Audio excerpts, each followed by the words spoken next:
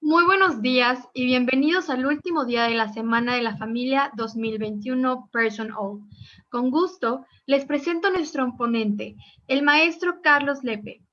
El día de hoy nos estará impartiendo la ponencia Vida permeada de personalismo. Gracias por acompañarnos, maestro Carlos Lepe. Le cedo la palabra.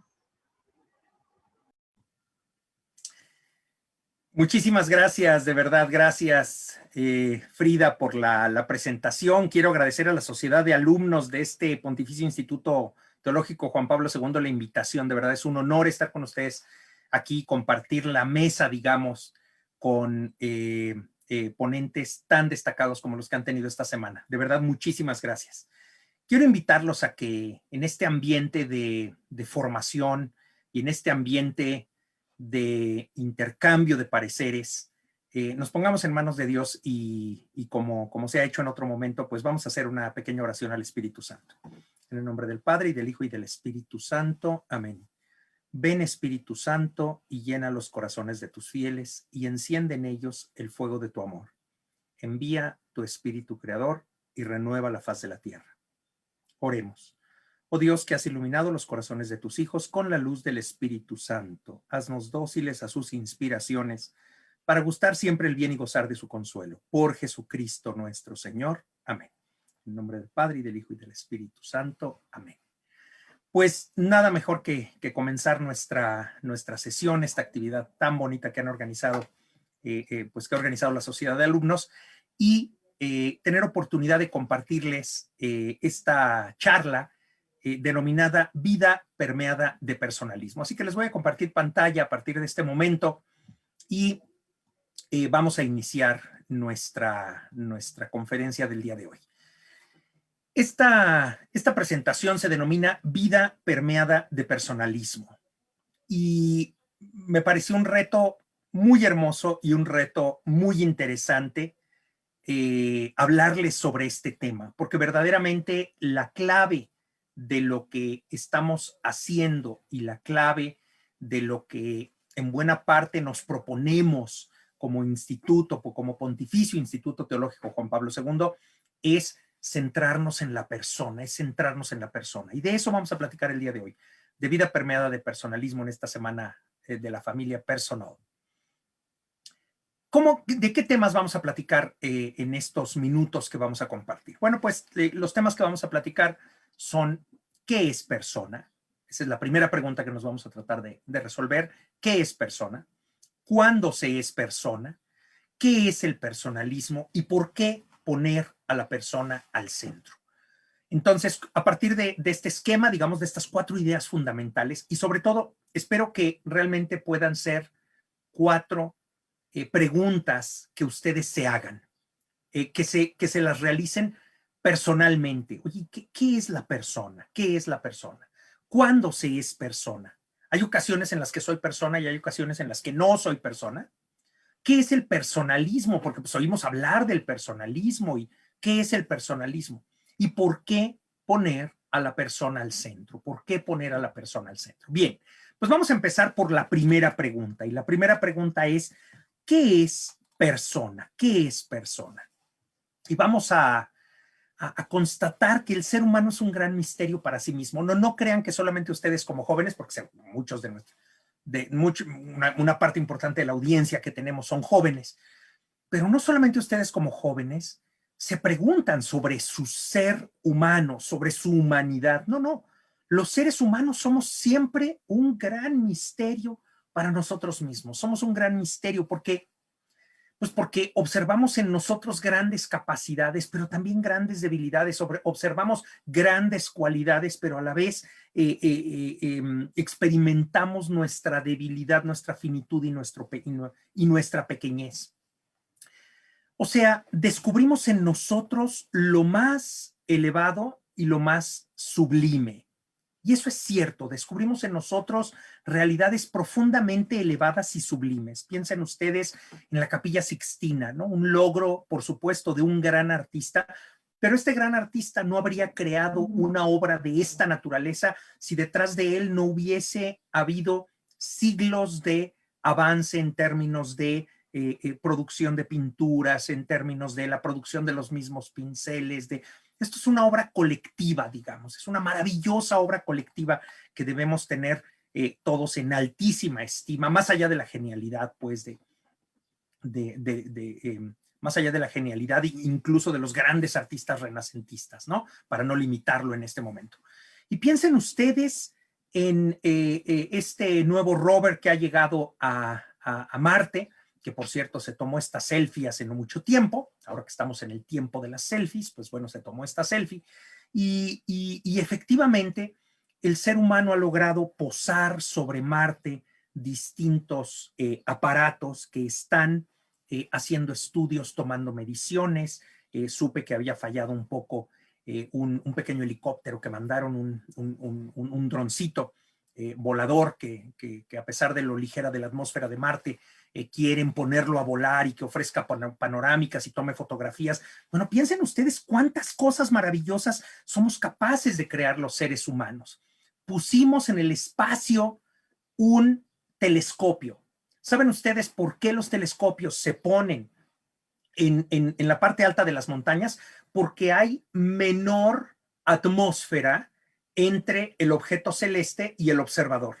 Porque si ustedes ponen a nivel del mar el telescopio, hay tanta atmósfera que la atmósfera hace que se vea, es esa sensación de que las estrellas se mueven y titilan, ¿no? Entonces, hace muchos años, en los años 80, dijeron, vamos a poner un telescopio fuera de la atmósfera terrestre.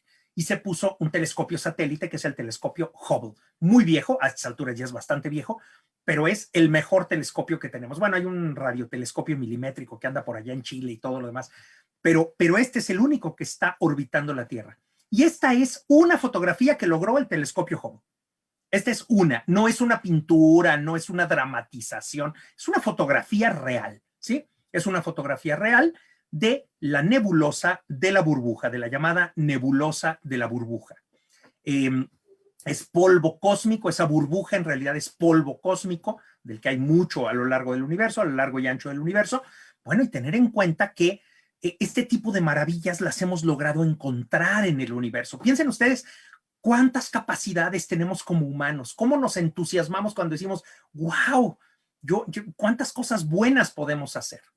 Y en situaciones verdaderamente dramáticas, podemos encontrar también ejemplos de profunda humanidad, debido a que en el campo de concentración de Auschwitz habían escapado unos prisioneros.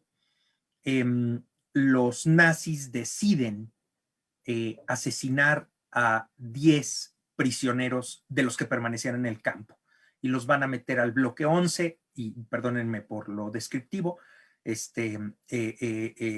los van a dejar morir de hambre y de sed. Y uno de estos hombres dice, lo eligen al azar y él dice, yo no he hecho nada malo, yo tengo esposa, yo tengo hijos, no me priven de la vida, ¿no? Y otro prisionero da un paso adelante y dice, quiero tomar el lugar de este hombre. Y él se llama Maximiliano María Kolbe. Y el comandante, el responsable del campo le dice, ¿y por qué haría una cosa así? Y él responde, porque soy un sacerdote católico.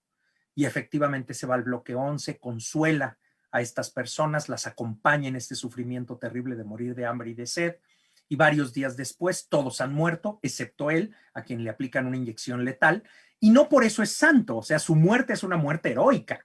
Él es un mártir, pero toda su vida se dedicó a amar al prójimo. Él fue misionero en Japón, fundó una revista católica en Japón, él quería llevar misiones a Japón.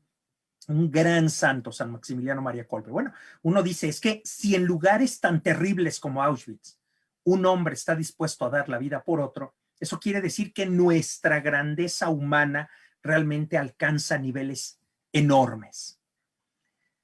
Sin embargo, también descubrimos lo más terrible y grotesco. También como seres humanos podemos ser terribles y podemos ser grotescos. Y otra vez, durante muchos años he dado el curso de Holocausto en la universidad y efectivamente, bueno, aquí pueden ver lo que se llama la rampa de Birkenau y cómo bajaba la gente, medio la formaban y con un solo movimiento de cabeza decidían quién iba a la vida, a ser prisionero y quién iba a la muerte directamente a las cámaras de gas. También los seres humanos tenemos una parte terrible. También los seres humanos somos capaces de hacernos cosas terribles entre nosotros como seres humanos. Este es un gulag soviético. Si Alemania tuvo sus campos de concentración por intolerancia, por no soportar la diferencia, también Rusia, la Rusia soviética, la Alemania nazi, por supuesto que estoy hablando de la antigua Alemania nazi, la antigua Rusia soviética tuvo también sus gulag, campos, verdaderos campos de concentración, donde los disidentes bajo el régimen soviético eran enviados a condiciones terribles en Siberia, ¿no? Donde puede haber varios metros de nieve al año y además condiciones infrahumanas de vida. En México, pues la realidad es que tenemos nuestros propios dramas. Nuestro país es un lugar atravesado de fosas comunes. Es muy triste ver que somos capaces de hacernos esto. Pues ¿por qué? Por el enriquecimiento rápido, el narcotráfico, la trata de personas. Piensen ustedes en la guerra. Esta es una fotografía tomada en Siria. Piensen ustedes la terrible guerra que ha atravesado Siria, un pueblo espantosamente sufrido.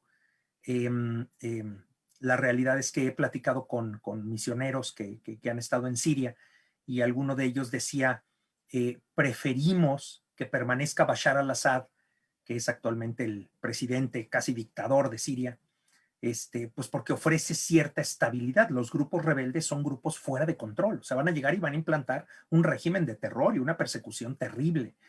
Entonces dice uno, bueno, ¿con quién me quedo, no? Con el dictador actual que aparentemente hasta ha utilizado armas químicas, me quedo con los rebeldes que pueden perder completamente el control y no saben gobernar. La verdad es que la guerra saca lo peor de las propias personas, la guerra saca lo peor de todos nosotros, de cada uno de nosotros. Y esto nos lleva a la pregunta, ¿qué soy? ¿Qué soy? ¿Soy el autor de la Capilla Sixtina o soy el autor de la guerra? ¿Qué soy? ¿Soy quien puede poner un rover en Marte o soy quien acaba la vida de mis semejantes? ¿Quién soy yo? ¿Qué soy yo? ¿Qué somos? ¿Somos egoístas o somos solidarios? ¿Cómo somos? ¿Cuál es nuestra más profunda verdad?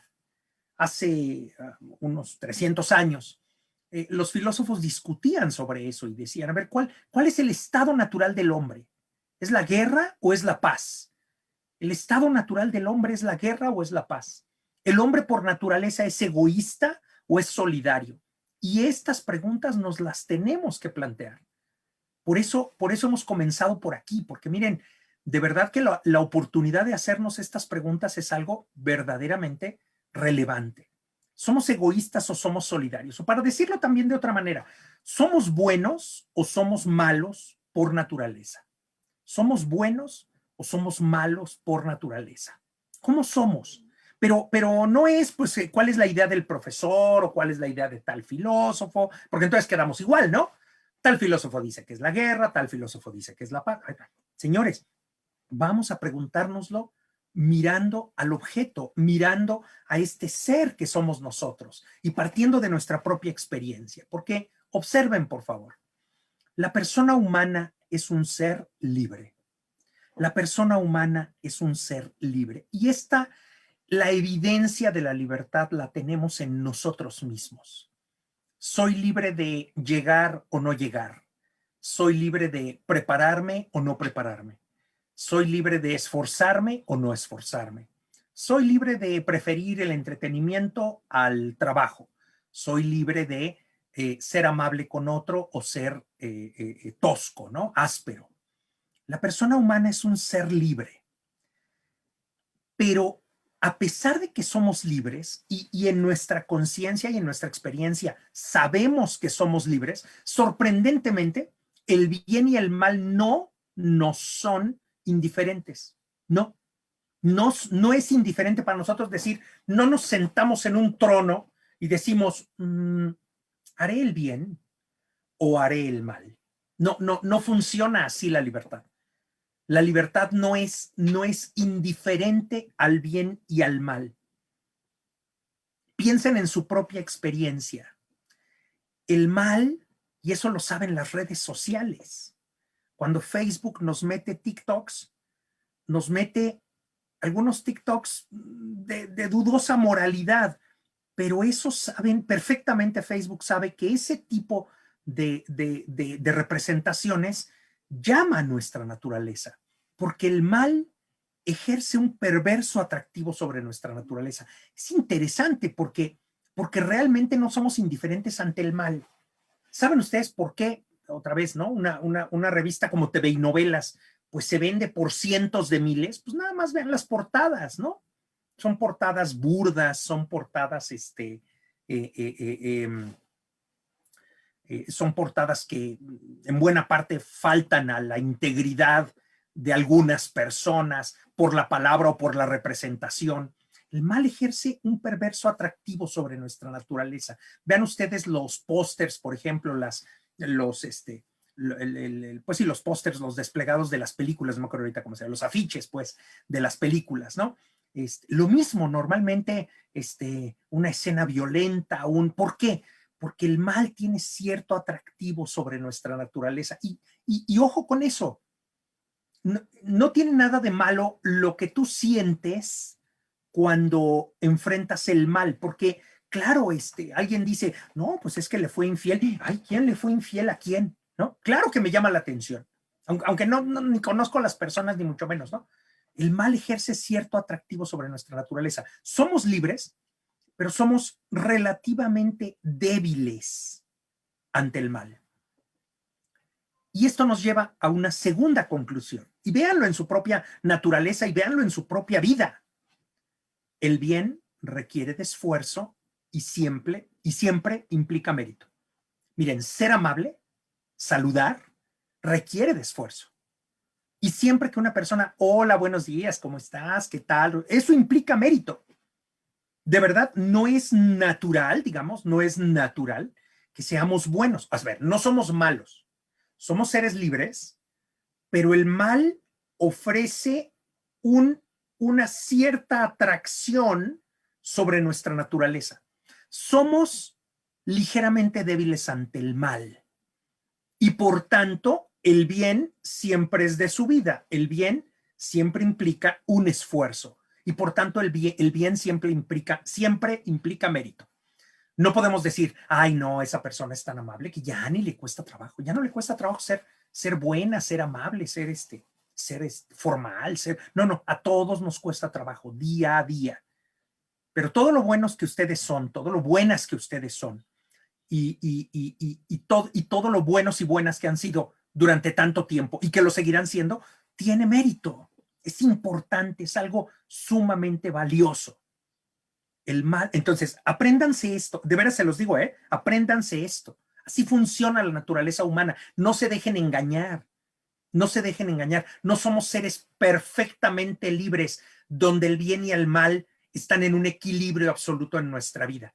La verdad es que el ser humano, y habría que hablar en una clase de antropología de eso no voy a referirme más, no me voy a referir mayormente a ello en este momento.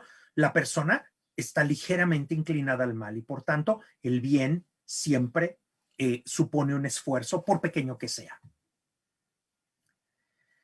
La persona no es un qué, y cuando titulé esta primera parte de la charla, ¿qué es la persona? Pues es una especie de trampa que les propongo, ¿no? Y que les pongo, pero más bien les propongo. La persona no es un qué, no somos algo. Puedo preguntar, ¿qué es la pluma? Yo puedo preguntar eso, ¿qué es la pluma? Puedo preguntar, ¿qué es esa planta? Yo puedo preguntar, ¿cuál es la densidad de la atmósfera de Marte? Porque esos son qués. La persona no es un qué, es un quién. La persona no es un qué, es un quién. Y simplemente para reiterar esta idea que acabamos de señalar, la persona es un ser libre con una ligera inclinación al mal. La persona es un ser libre con una ligera inclinación al mal, que es lo que dijimos, ¿no? Aquí hice una pequeña seña así para ustedes. Pero ahora vamos a insistir más en la persona. La persona tiene un valor propio.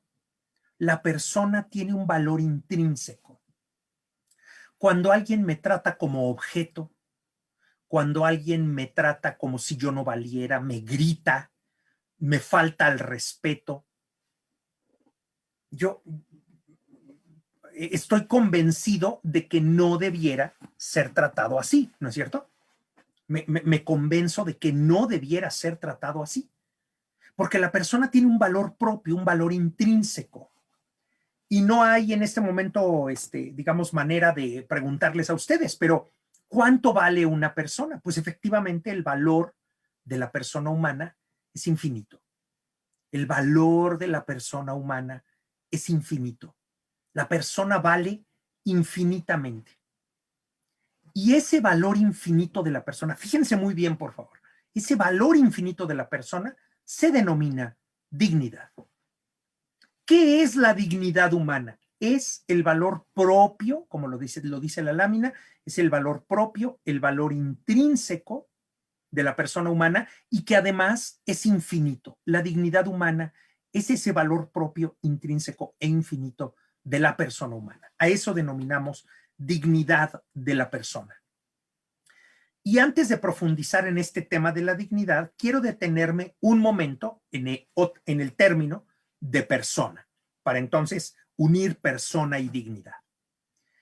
Porque persona es un hermoso término. Persona es un término que, como les voy a contar un poquito más adelante, algunos filósofos han desarrollado, sobre todo en los últimos, digamos, 100 años. Aunque es un término anterior, la verdad es que durante toda la historia los griegos ya utilizaban términos equivalentes a persona. En el último siglo particularmente se ha hecho un esfuerzo muy importante para que el término persona adquiera un contenido muy concreto. ¿Y cuál es este contenido? Pues la persona es el ser humano contemplado en cuanto a su infinito valor, o sea, decíamos, a su dignidad. Acuérdense, valor de la persona humana, dignidad. Valor de la persona humana, dignidad. La persona es el ser humano contemplado en cuanto a su infinito valor, en cuanto a ser único, en cuanto a ser irrepetible, en cuanto a ser insustituible. Cada uno de nosotros es único. No habrá sobre la tierra otra vida como la nuestra. Tu historia es única. Y somos únicos no solo por esa razón, somos únicos porque somos producto del amor de Dios.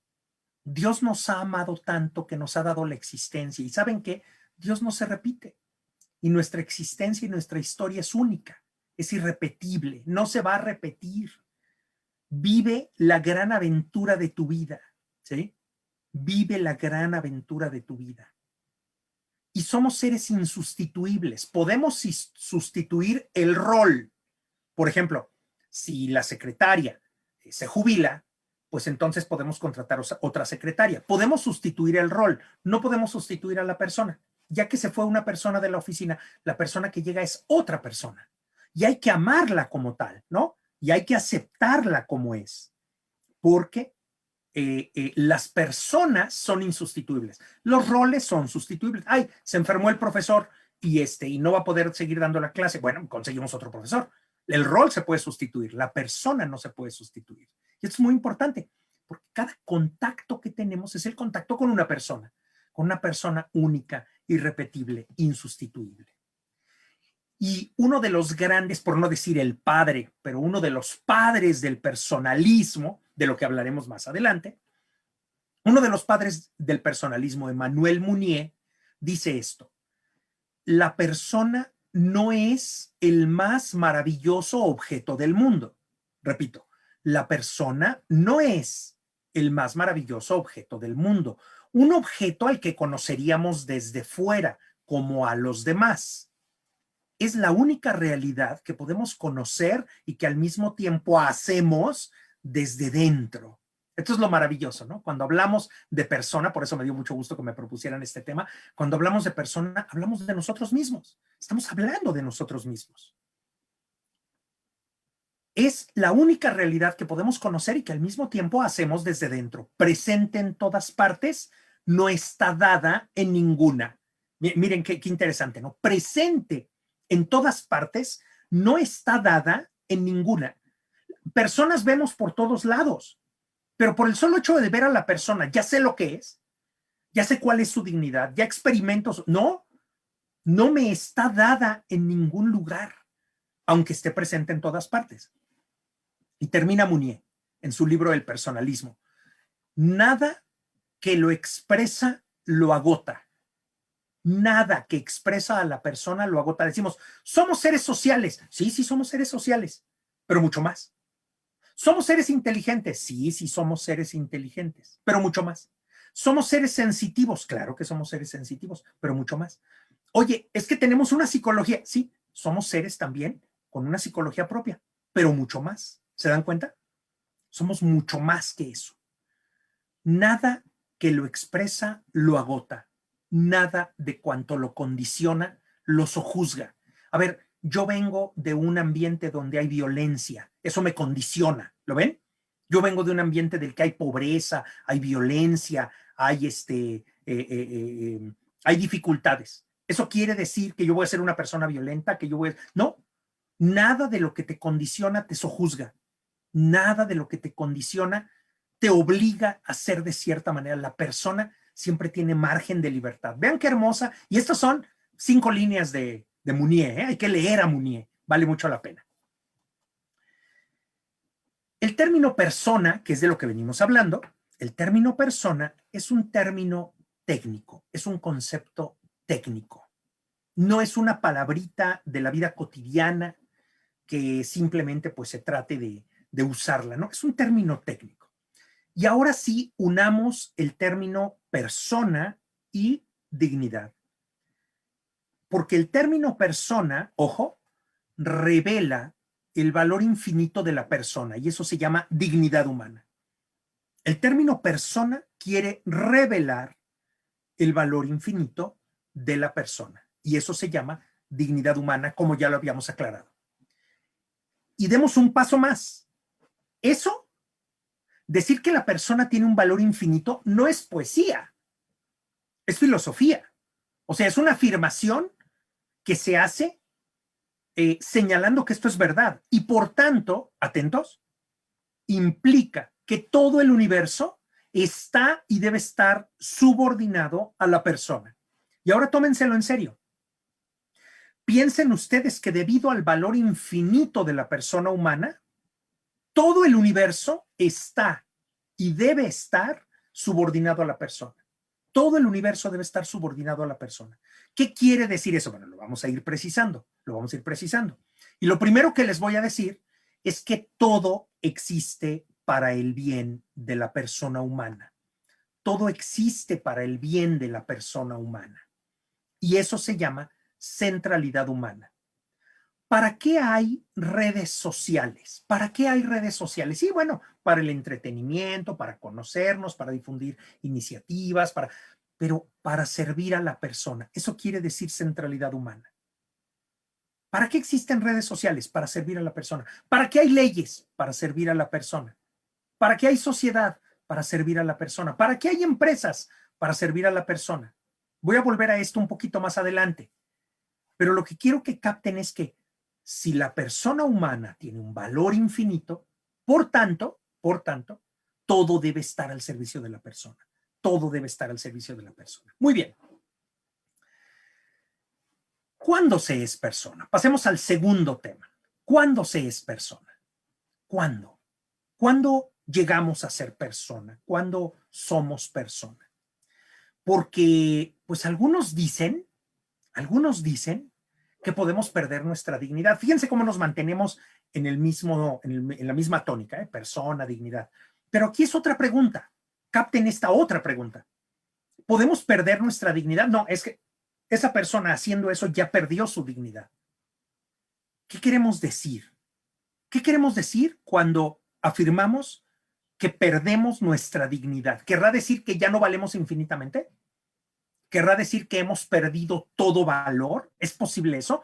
Porque dijimos, no me voy a regresar en las láminas porque ya son varias, pero dijimos que el valor de la persona es infinito e intrínseco, irrenunciable, eso dijimos.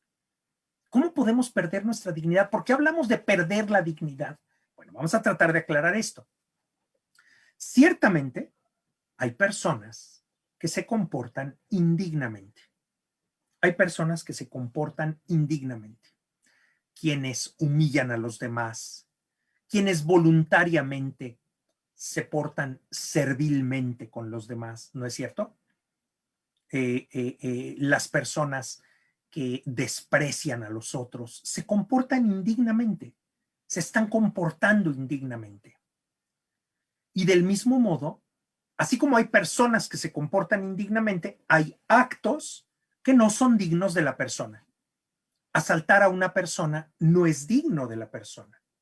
Maltratar a una persona no es digno de la persona. No va de acuerdo con su dignidad. Humillarlo, abusar de él, explotarlo como si fuera un objeto, esos no son actos dignos de la persona. Y entonces, ¿qué pasa? A ver, quisiera plantear claramente la pregunta. ¿Hay ocasiones en que somos persona y otras en las que no lo somos? ¿Es eso posible? ¿Un asesino, un sicario del narcotráfico ya no es persona? ¿Ha dejado de ser persona? ¿Perdió su dignidad? ¿O una persona que ha sido explotada, que ha sido maltratada, que la mantienen en condiciones infrahumanas de vida, ya no es persona? ¿Ya perdió su dignidad?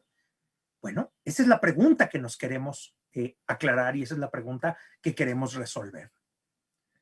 Y lo que les puedo decir es que la sana filosofía señala que siempre, siempre, subrayo, siempre somos persona. Siempre somos persona. Y si decimos que siempre somos persona, entonces estamos diciendo que siempre valemos infinitamente. Siempre somos persona. Siempre valemos infinitamente. Siempre. El que es despreciado, el que es humillado, el que es esclavizado, el que es, sigue siendo persona y sigue teniendo un valor infinito, aunque no lo traten de acuerdo con su valor infinito, ¿de acuerdo? Aunque no, los demás no se dirijan a él en función de su valor infinito. Y lo mismo en el caso de la persona mala. El sicario, el asesino, el ladrón, el secuestrador, el político corrupto. Eso no le hace perder su intrínseco valor infinito. Siempre somos persona. Seamos muy virtuosos o seamos muy viciosos. ¿Sí? Lo contrario a la virtud es el vicio. Siempre valemos infinitamente. Siempre tenemos el derecho a ser tratados como persona. Claro, aunque yo sea un esclavo y me traten como si fuera un objeto, tengo el derecho a ser tratado como persona. Tengo el derecho a ser tratado como persona. Verdaderamente me merezco ser tratado como persona. Pero fíjense muy bien, si yo y tú en este momento tienes el derecho a ser tratado como persona, eso quiere decir una cosa, que todos los demás son persona también y por tanto siempre tenemos el deber de tratar a los demás como personas. No importa que sea la persona que quiera limpiarme el vidrio en un alto, es una persona y vale infinitamente. ¿Se dan cuenta dónde nos lleva esto? Entender que los seres humanos tenemos un valor infinito quiere decir que tenemos el deber de tratar a los demás como personas. Aunque no me sean agradables, aunque sean inoportunas, debo tratarlos como personas. No los puedo tratar como cosas y mucho menos como basura. Si es quien me cobra en la caja en una tienda, si es el mesero que me sirve en un restaurante, si es una persona, si es el viene, como suele decirse en un estacionamiento, es una persona y está allí porque quiere vivir una vida plena, quiere vivir una vida plena.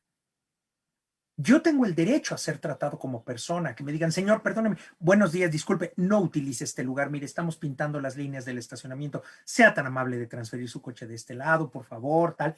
O sea, yo tengo derecho a que me traten con decencia, ¿verdad? Bueno, pues yo debo tratar con decencia a los demás y decirle a este señor, ay, con mucho gusto, mire, permítame, muevo el coche. ¿A dónde quiere que lo mueva? Ah, mire, muévalo acá. ¿Sabe qué? Traigo una persona que trae bastón y no, pues acérquese a la puerta, bájela y deje el coche acá. Pero es que estamos pintando esta zona. No, yo lo entiendo. Con gusto colaboro con usted y tal. Y cooperamos de esta manera. Hacemos un mundo muy diferente cuando entendemos que no solo tenemos el derecho a ser tratados como persona, sino el deber de tratar a los demás como persona. Y cómo en ocasiones deshumanizamos a la persona, deshumanizamos al servidor, a la persona que nos da que nos despacha la gasolina en una estación de servicio, deshumanizamos a la persona que nos ayuda en casa, ¿no? Porque pues pareciera que no hay que tratarle como persona. No, no, es una persona y vale infinitamente. La dignidad humana es una constante, y esto es algo que ya mencioné y que voy a reiterar en este momento de una manera pues mucho más aguda. La dignidad humana es una constante, porque la dignidad humana es inextirpable, no hay manera de que me la quiten, no hay intervención quirúrgica que me la pueda quitar, no, no, no, ni ningún acto me puede hacer renunciar a mi dignidad, ¿sí? Ningún acto. La dignidad siempre está allí, es inextirpable, es irrenunciable. ¿Saben por qué en México los contratos de esclavitud se consideran jurídicamente nulos? Oye, pero yo quiero esclavizarme, yo quiero ser esclavo de él. Y mira, vamos a firmar un contrato y yo me vuelvo esclavo de esta persona. Dice nuestra Constitución que los contratos de esclavitud son nulos. ¿Por qué? Porque no puedes renunciar a tu dignidad. Ni siquiera voluntariamente puedes actuar, ni siquiera voluntariamente puedes actuar en contra de tu dignidad. No, no, es un acto nulo, no debiera ser. Y finalmente es imprescriptible, o sea, la tenemos desde el momento en que existimos en la forma de embrión hasta nuestra muerte natural. No prescribe jamás, nos acompaña toda la vida desde el primer momento de nuestra concepción hasta nuestra muerte natural. La dignidad humana está presente, verdaderamente presente. Ahora, siguiente paso, agarren aire, ya llevamos un ratito de esfuerzo y esto exige, pero fíjense muy bien, fíjense muy bien. Siguiente paso, atentos. El hecho de decir que el sicario del narcotráfico, el narcotraficante, el secuestrador, el acosador sexual, tiene dignidad y no la puede perder, no quiere decir que todo lo que hacemos es moralmente correcto. Eso no quiere decir que está bien lo que hace el sicario. Eso no quiere decir que está bien lo que hace el narcotraficante. Eso no quiere decir que está bien lo que hace el político corrupto. No, no está bien. No pierde su dignidad intrínseca, humana, no la pierde. Pero eso no quiere decir que todo lo que hace está bien. A ver, no nos confundamos. Una cosa es tener dignidad y otra cosa es actuar correctamente. Ciertamente, atentos, atentos. Ciertamente, aun y cuando hagamos algo malo, nuestra dignidad no se altera. Hasta ahí estamos de acuerdo. Las personas que están en la cárcel tienen dignidad. Miren, hay una frase terrible, espero que entiendan, la voy a decir y analícenla rápidamente. Hay una frase que dice, los derechos humanos son para los humanos derechos. Oigan eso. Es una frase que circuló por allí, me la mandó alguien. Dice, los derechos humanos son para los humanos derechos. Los humanos medio retorcidos, no, a esos les vamos a quitar los derechos humanos. Bueno, es un error, ¿se dan cuenta? También la gente que está en la cárcel, por motivos válidos, debe gozar de los derechos humanos. Tenemos que protegerla con los derechos humanos. Y protegerla con los derechos humanos es proteger su dignidad. Porque aún y cuando hagamos algo malo, nuestra dignidad no se altera. Nuestra dignidad no se altera.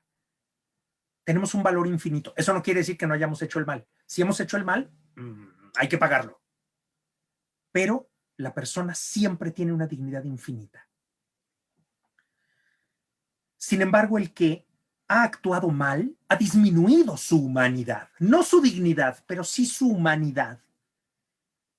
Ha disminuido su humanidad, o sea, se deshumaniza. ¿Cómo puede ser que unas personas secuestren a otras y las asesinen y hagan fosas y arrojen ahí sus cuerpos? Y perdónenme por hablar de estas cosas terribles a esta hora de la mañana. Pero ¿cómo es posible que alguien haga una cosa de ese tamaño? Porque la persona se deshumaniza profundamente. No pierde su dignidad, no, pero se deshumaniza. Hemos disminuido nuestra humanidad ante nosotros mismos y ante los demás. Los nazis que mandaron a la muerte a esas personas estaban profundamente deshumanizados. En cambio, Maximiliano María Kolbe no permitió que la deshumanización hiciera presa de él. No lo permitió. Y más bien humanizó su ambiente, lo humanizó. ¿Saben a qué estamos llamados en la vida? A humanizar nuestros ambientes, verdaderamente a humanizar nuestros ambientes. Pero de eso vamos a hablar un poquito más adelante. Ahorita quiero conversar un poco sobre la deshumanización. Y otra vez, vuelvo a un ejemplo del Holocausto. Ya les había dicho, por una deformación personal y profesional, pues he dado clases de Holocausto muchos años. Y aquí tenemos un caso muy famoso, el caso de Adolf Eichmann. Adolf Eichmann, que fue un jerarca en el gobierno nazi y que después fue llevado al Estado de Israel, y en las fotografías de la derecha, en las dos fotografías de la derecha, él ya está en Israel y está siendo, bueno, en primer lugar atendido por un médico y después él va escribiendo algunos textos y lee y tal. Y este hombre que colaboró con el régimen nazi, que organizó la llamada solución final, es decir, la constitución de los campos de exterminio en donde las terribles cámaras de gas iban a recibir a varios millones de personas de toda Europa. Este hombre sigue teniendo dignidad, está profundamente deshumanizado, pero sigue teniendo dignidad. Esa es la paradoja humana, ¿sí? La paradoja humana es que siempre tenemos dignidad, siempre tenemos el derecho de ser tratados como seres humanos. Por ejemplo, siempre tenemos el derecho de ser atendidos por un médico, ¿no? Este hombre hizo cosas tan malas que déjalo que se pudra y se muera y no le des medicamentos. No, te conviertes exactamente en lo que ellos se convirtieron, en un ser humano que desprecia a los otros seres humanos. ¿Te das cuenta? Ese es el tema. Hay que respetar la dignidad de los demás sin dejar de reconocer el mal que han hecho, Siempre somos personas, pero no siempre nos comportamos a la altura de nuestra dignidad y de la de los demás. Siempre somos personas y siempre tenemos dignidad, pero no siempre nos comportamos a la altura de nuestra dignidad y de la de los demás. Esta es la diferencia entre ser persona y humanizarnos. Ser persona siempre, todo ser humano sobre la superficie del planeta es persona. ¿Qué tan humanizada está? Ahí está el tema, ¿no? Ahí está el tema. ¿Saben ustedes que en diversos estudios se ha visto que las personas que terminan atentando contra el bien de los demás, incluso asesinando, comienzan siendo terriblemente crueles con los animales? La crueldad contra los animales ya es una forma de deshumanización, es interesante, ya es una forma de deshumanización. Ojo, no estoy hablando de los toros, no voy a hablar de eso en este momento, no estoy hablando de la cacería, sobre todo cuando la cacería realmente es una cacería controlada que supone incluso el aprovechamiento íntegro de aquel animal que se cazó. No estoy hablando de eso, estoy hablando de crueldad animal, de gente que maltrata a los animales por el puro placer de hacerlo. Y eso te lleva después a que esa deshumanización impacte sobre los seres humanos. Siempre somos personas, siempre tenemos un valor infinito, pero no siempre estamos tan humanizados como debiéramos. Y ese es el reto, ser cada día más humanos, humanizarnos. Porque, ojo, nuestra humanización pasa por el esfuerzo de hacer el bien, de resistir el mal, de amar y de servir. Nuestra humanización verdaderamente pasa por esto, pasa por el esfuerzo de hacer el bien, de resistir el mal, de amar y de servir. No nos va a salir siempre bien, no, quítenselo de la cabeza. No van a poder ir flotando sobre la historia y el espacio, haciendo el bien y repartiendo bendiciones. No, se van a equivocar y van a molestar a los demás. Eso nos pasa a todos. Pero cada vez nos vamos a humanizar de mejor manera si nos esforzamos por hacer el bien, por resistir el mal, por amar y por servir. Porque la condición de persona no depende de ser sabio o ignorante. Un sabio no es más persona que una ignorante. Espero que ahora lo entiendan muy bien, ¿eh? Esa es la intención de una plática como esta. Comprimir tremendamente el conocimiento para que ustedes se queden con unas cuantas ideas claras. La condición de persona no depende de ser sabio o ignorante, de ser blanco o negro.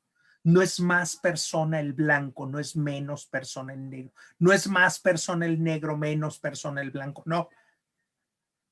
No es más persona el sano, menos persona el enfermo.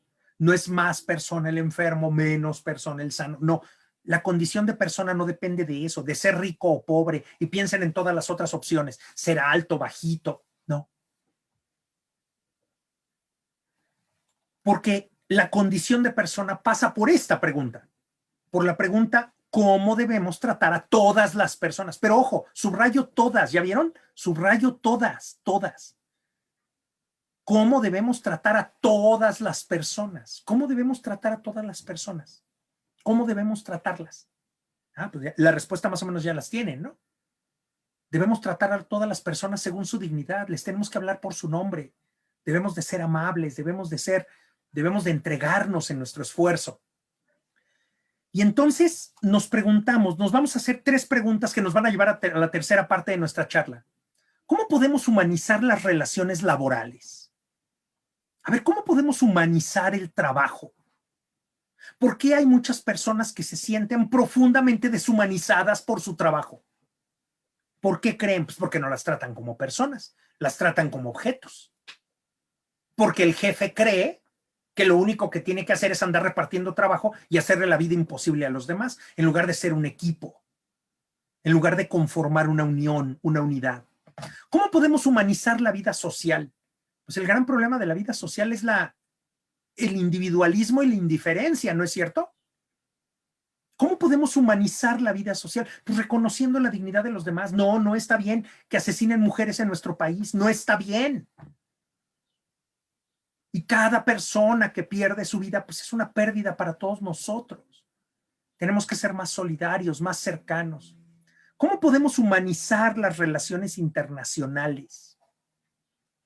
Porque solemos pensar demasiado en términos de nuestros intereses nacionales. Y de verdad es triste, de verdad es lamentable que todo sea visto bajo el crisol de los que vivimos aquí, en estos metros cuadrados, o en estos kilómetros cuadrados. Y si en los kilómetros cuadrados más allá de la frontera hay una necesidad, ha estallado un volcán, hay una sequía terrible, son ellos que se arreglen. Eso no es vivir una vida personalista. La vida personalista pasa por reconocer la dignidad personal de todas las personas en el mundo. No es menos grave la guerra en Siria por estar lejos y estar reducida a Siria. No, no es menos grave. Nos toca profundamente. Y eso nos llevaría a nuestra tercera pregunta. ¿Qué es el personalismo? Y miren, les voy a platicar un poco sobre el origen del personalismo. Les voy a hablar un poco sobre por qué nació el personalismo. El personalismo nace de grandes tragedias. Esta es una lámina que nos presenta el número de muertos, las millones de muertes en batalla y por violencia asociadas a la guerra. Y se trata, como lo dice aquí la lámina, de los 10 mayores casos desde 1990. De hecho, la cifra de 50 millones de muertos en la Segunda Guerra Mundial es sumamente conservadora. Yo tendría una cifra cuando menos de muertos en batalla 10% superior, 55 millones. Después, si vemos las bajas civiles y todo lo demás, probablemente podríamos sumar hasta 80 millones. Pero bueno, dejémoslo en 50 millones, que es una espantosa cifra.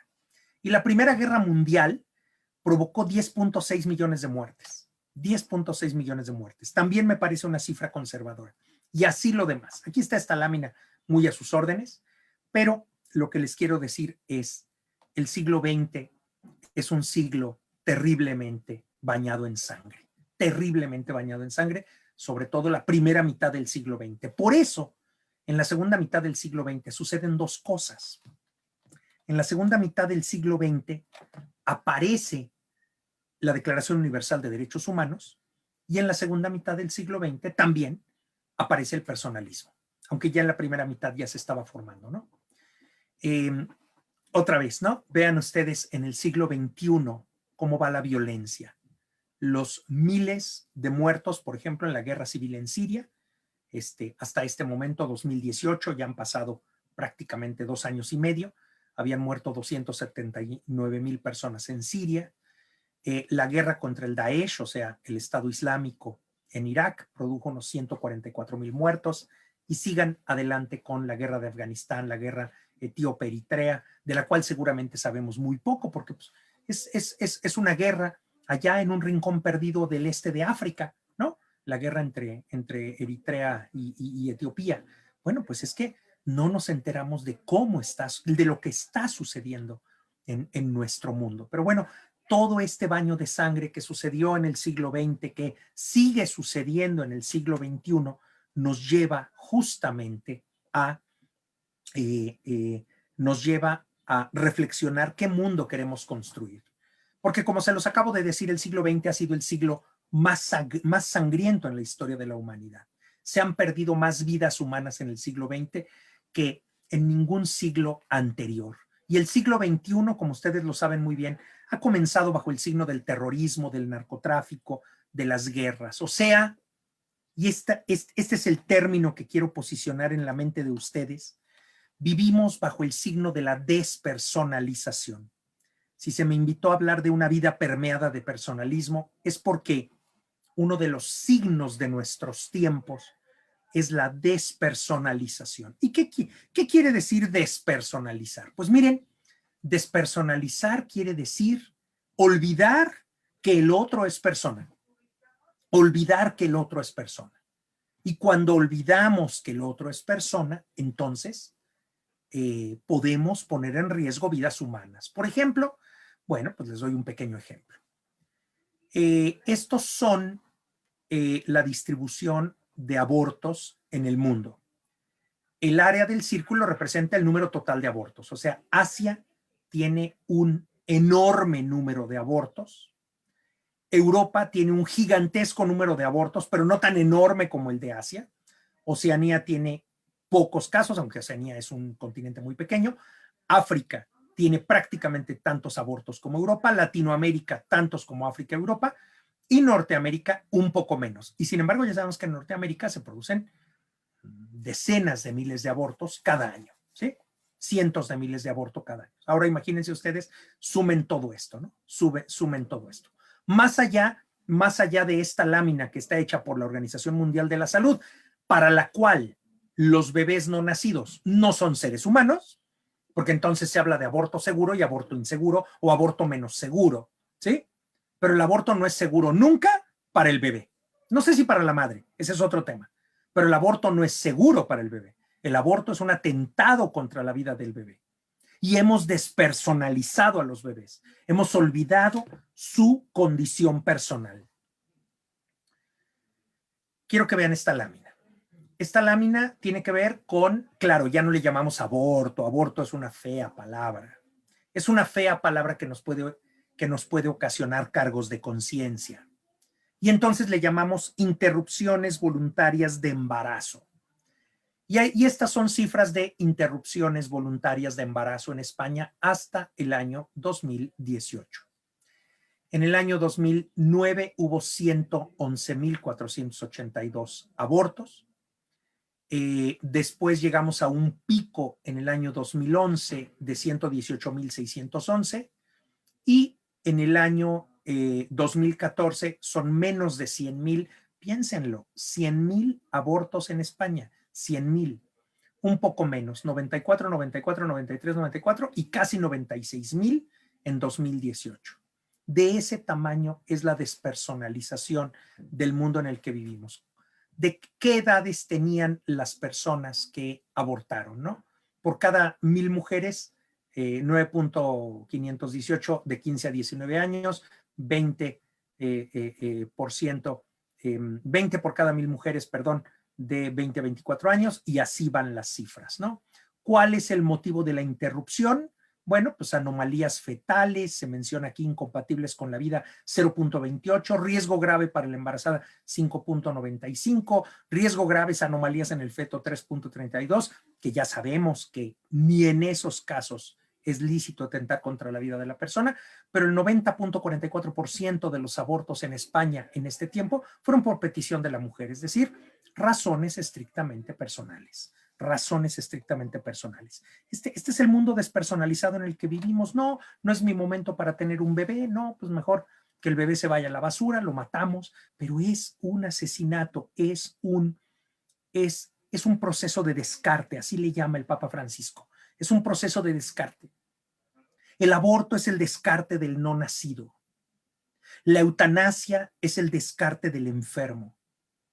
El suicidio asistido, que es legal en varios países del mundo, es el descarte del viejo y del deprimido. Porque incluso hay personas sanas que dicen, yo ya no quiero vivir, simplemente ya no quiero vivir. Compre usted su kit de suicidio asistido, venga a la clínica y lo matamos. No se preocupe, usted tiene derecho a morir. Si ya no quiere vivir, tiene derecho a morir. El descarte del no nacido, el descarte del enfermo, el descarte del viejo, el descarte del desanimado. Necesitamos, verdaderamente necesitamos, una sociedad que se ponga a la altura de la persona y que no excluya, que no descarte a persona alguna. Eso es lo que necesitamos. Una sociedad que se ponga a la altura de la persona y que no excluya, que no descarte a persona alguna. Y eso precisamente es el personalismo. Es un esfuerzo en este sentido. El personalismo propone una nueva filosofía que se centra en la dignidad infinita de la persona humana y su centralidad. Lo que no puedes olvidar jamás es que desde el momento de la concepción hasta la muerte natural, la persona tiene un valor infinito. Dejemos de jugar el juego de que estas vidas importan y estas no. Si vives en Europa, importas mucho; si vives en África, importas menos. Si vives en los países ricos de Asia, importas mucho; si vives en los países pobres de América Latina, importas menos. No, el personalismo dice, ojo, el valor central, el valor nuclear del universo entero es la dignidad infinita de la persona humana y su centralidad. Y esto en buena parte, esta afirmación del personalismo en buena parte, se funda en el llamado imperativo categórico de Kant. En parte, ¿eh? No crean que en todo, pero nada más para recordarlo. Y Kant decía que la persona debe ser siempre tratada como fin y nunca como medio. Que la persona humana debe ser tratada siempre como fin y nunca como medio, aun y cuando sea tu empleado, aun y cuando sea una persona obligada a servirte, la tienes que tratar como fin y nunca como medio. Tienes que entender que es una persona, que tiene un nombre, que tiene una historia, que tiene sueños. Es una persona. Eso es el personalismo. Y el personalismo quiere mostrar que nada en la naturaleza vale tanto como la persona. Nada en la naturaleza vale tanto como la persona. El cambio climático, sí. Vamos a resolver el cambio climático al servicio de la persona. La persona es el valor central. ¿Por qué somos ecologistas? Somos ecologistas por amor a la persona.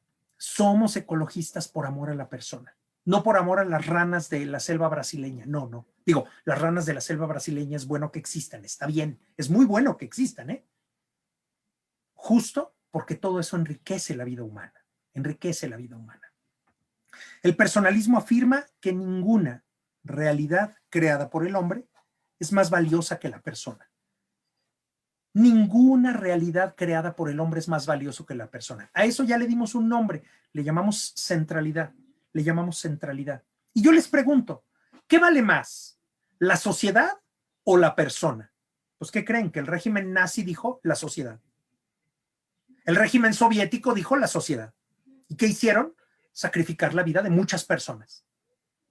Stalin, se cuenta en el año 1920 y tantos, Stalin no dormía en toda la noche, marcando la lista de los que iban a ser ejecutados al día siguiente. Podía en una noche hacer una lista de 3,000 personas. En una noche. Stalin decidía la vida y la muerte de 3,000 personas, porque primero estaba la sociedad y luego las personas. No, primero está la persona, primero está el bien de las personas, no el proyecto político. Vean su mundo, vean si el mundo así se mueve. ¿Qué es más importante, la empresa o la persona? ¿Qué es más importante? Bueno, la respuesta la sabemos, es la persona. ¿Y cómo están funcionando las empresas, señores? Las empresas funcionan como si lo único que importara es la empresa y lo único que importara es la productividad. Y por eso tenemos que crear islas de personalismo dentro de la sociedad y tenemos que crear islas de personalismo dentro de la empresa. Y tenemos que crear, déjenme decirlo, islas de personalismo dentro de la universidad, ¿no es cierto?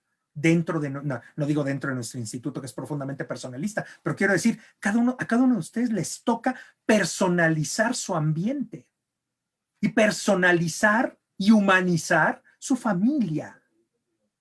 No vayan a ser ustedes farol de la calle y oscuridad de la casa, ¿verdad? Grandes predicadores del bien y todo, y agarrados de la greña ahí en casa y todo. No, a ver, hombre, hay que ir mejorando las cosas. Yo no me puedo agarrar de la greña por obvias razones, pero de eso hablaremos en otro momento. ¿Qué es más relevante, el país o la persona? Ninguna realidad creada por el hombre es más valiosa que la persona. Pero vamos a dar un paso más, sigamos. Vamos a dar un paso más. El personalismo afirma que la persona solo se realiza en su entrega al otro. El personalismo afirma que la persona solo se realiza en su entrega al otro. ¿Saben cuál es el único modo de humanizarnos profundamente y de responder a nuestra dignidad y a la de los demás? Entregándonos a los demás, entregándonos a los demás, venciendo nuestra tendencia al egoísmo. ¿Se acuerdan lo que dijimos al principio? Venciendo nuestra tendencia al egoísmo, nuestra tendencia a la flojera, nuestra tendencia a ponernos a nosotros mismos en primer lugar, porque solo nos humanizamos si salimos de nosotros mismos y buscamos el bien de las personas. De verdad, solo nos humanizamos si sabemos romper esa inercia que es de bajadita, por eso lo hago así, es de bajadita, señores. Solo déjense llevar y es de bajadita, de bajadita. Solo nos humanizamos y salimos de nosotros mismos y buscamos el bien de las personas.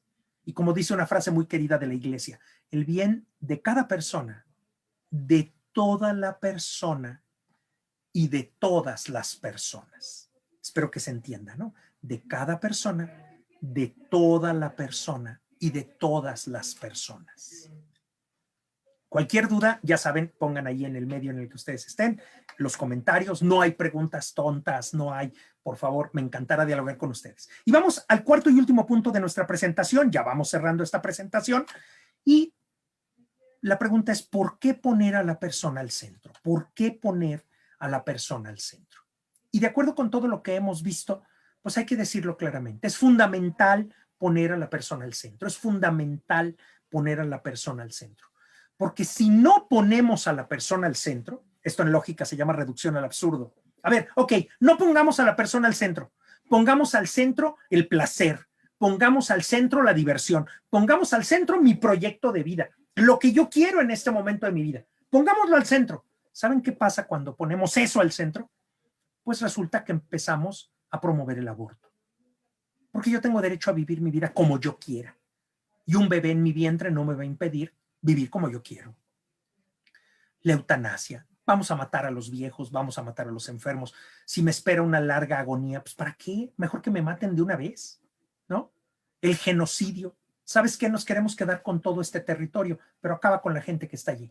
Vamos a acabar con ellos. Y eso ha sucedido en distintos lugares del mundo. Ya no voy a dar ejemplos, no voy a dar nombres, pero ha sucedido en distintos lugares del mundo. Por supuesto, hubo un intento gravísimo de genocidio en la Segunda Guerra Mundial, pero después también el genocidio en Ruanda, piensen ustedes. Dije que no iba a dar nombres y ya los estoy dando, pero pues los démoslos. ¿no? El genocidio en Ruanda, el genocidio o el intento de genocidio en Camboya en los años 70, cuando el Khmer Rouge, el Partido Rojo, llegó al poder, también un partido comunista. Acabemos con la vida de las personas. Estas personas no las necesitamos, a la basura. La persecución, por supuesto, la persecución sistemática. Vamos a perseguir a estas personas. Vamos a hacerle la vida imposible a estas personas. Porque la persona no está al centro. El asesinato, la explotación, la trata, la esclavitud, las nuevas esclavitudes, el trabajo infantil. Bueno, ya no sigo diciendo todas las barbaridades que pueden suceder si no ponemos a la persona al centro. Porque el proyecto personalista, y esto es de lo que se tienen que enamorar ustedes, a eso los invito. Los invito a que se enamoren de un proyecto de esta naturaleza. El proyecto personalista nos dice que hay que construir un mundo con la persona al centro. Un mundo con la persona al centro. Y aquí les pongo unas preguntas para que las reflexionen. ¿Cómo sería la economía si pusiéramos a la persona al centro? Ya no les pregunto cómo es hoy, porque olvídenlo, olvídenlo. Hay grandes ejemplos de personalismo en economía, lo hay, lo hay. Hay empresas profundamente personalistas. Pero ¿cómo sería toda la economía si pusiéramos a la persona al centro? ¿Cómo sería la política si pusiéramos a la persona al centro? Vean ahorita que estamos en campañas políticas. ¿Qué importa la persona? ¿Qué importa? Importa el poder. No tenemos a la persona al centro. En política, el centro es el poder. El núcleo es el poder, no es la persona. Qué pena ver eso. Pocos políticos están pensando verdaderamente en las personas. ¿Cómo sería la educación si todos ponemos a la persona al centro? Y hablando de educación, dado que ustedes son estudiantes, hay una hermosa frase que dice: la asignatura para el profesor es el alumno. La asignatura para el profesor es el alumno. ¿Sabes de qué se trata tu asignatura, profesor? Se trata de tu alumno. Esa es tu asignatura. Lo que enseñas también es, pero casi diría es menos importante. Claro, tienes que dar tu programa completo y todo, no me malentiendas. Pero lo que quiero decir es la asignatura para el profesor es el alumno. Y la asignatura para el alumno es el profesor. Esto es lo que hace insustituible la experiencia universitaria, jóvenes. Sí, ustedes pueden aprender en un tutorial de YouTube lo mismo que da el profesor, pero no van a tener a ese profesor y no se van a enriquecer de ese profesor, porque la asignatura para el alumno es el profesor. Eso es un mundo personalista. ¿Sí? YouTube no es un orden personalista del mundo, es una fuente de consulta y nada más, y una fuente de consulta a veces poco confiable. ¿Cómo sería el orden mundial si la persona estuviera verdaderamente al centro de todas las consideraciones? ¿Cómo estaría organizado el mundo si dijéramos, oigan, vamos a poner el mundo al servicio de las personas? Bueno, pues en esta lámina que pueden ver ustedes está la distribución mundial de la riqueza. Aquí está la distribución mundial de la riqueza. Esta barra amarilla que ven aquí, déjenme agarrar mi apuntador, permítanme. Esta barra amarilla que ven aquí dice que el 45.2% de la riqueza del mundo, el 45.2% de la riqueza del mundo lo posee el 1% de los seres humanos del mundo. O sea, casi que la mitad de la riqueza del mundo la tiene el 1% de las personas que habitan en el planeta Tierra. Y el 39.4% de la riqueza que habita en el mundo, que está en el mundo, que se ha generado en el mundo, lo posee el 7%, otro 7% de personas en el mundo. Y de ahí vamos para abajo. El 21% de la humanidad posee el 12.5% de la riqueza del mundo. Imagínense cómo viven estas personas. Y el 71% de la humanidad posee el 3% de la riqueza mundial. Ya se explican por qué la mayor parte de África es pobre y la mayor parte de Asia es pobre y la mayor parte de América Latina es pobre. Por esto, ellos no tienen la culpa de ser ricos, no tienen la culpa de ser ricos, pero sí tienen la culpa de ser poco generosos. De eso sí tienen la culpa. Y este es el tema, ¿no? El 8% de la población mundial, acuérdense que este es 1 y este es 7, el 8% de la población mundial posee el 84.6% de la riqueza total de la humanidad. De ese tamaño es la inequidad que existe en nuestro planeta. Y esto tiene que ver con el Producto Interno Bruto del mundo. O sea, el tamaño de la riqueza del mundo. Si el mundo tuviera 100% de riqueza, o sea, si toda la riqueza del mundo es el 100%, Estados Unidos tiene el 24.32%. Y no es culpable de eso, nadie es culpable de eso, de ser rico, ¿eh? China tiene el 14%, o sea, piensen, solo entre China y Estados Unidos ya tienen el 38, casi el 40% de la riqueza mundial. Y al resto del mundo nos queda el 60% de la riqueza, de la cual Japón se lleva un 6%, Alemania se lleva un 5%, Reino Unido se lleva un 4%, Francia un 3.26%, etcétera, etcétera, ¿no? ¿Y dónde queda nuestro pobrecito país? Pues por ahí en un rinconcito pequeñísimo, ¿no? En un rinconcito bastante pequeño, probablemente más o menos del tamaño de Colombia, más o menos de este tamaño sería la riqueza de nuestro país. Comparen, ¿no? Comparen ustedes con las grandes economías y por tanto con la disponibilidad de bienes y de riqueza y tal. Pero no solo eso, no solo eso. Este es el mapa de los grandes conflictos en el mundo. Este es el mapa de los grandes conflictos en el mundo en este momento. Vean ustedes, son demasiados kilómetros cuadrados con riesgo de muerte. No es posible. Vivimos en un mundo que no está enfocado en el bien de la persona. Ese es el problema.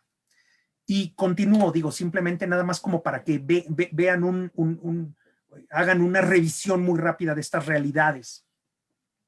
Esta es la lista mundial de la persecución 2021. Cuanto más oscuro es el país, más grave es la persecución religiosa que se produce en ese lugar. Cuanto más claro es, digamos, es una persecución de menor intensidad, pero persecución al fin. Ahí está. Ahí están. Dice aquí, al menos 340 millones de cristianos se enfrentan a la persecución en todo el mundo. Ese es el tema. 340 millones de cristianos enfrentan la persecución en todo el mundo.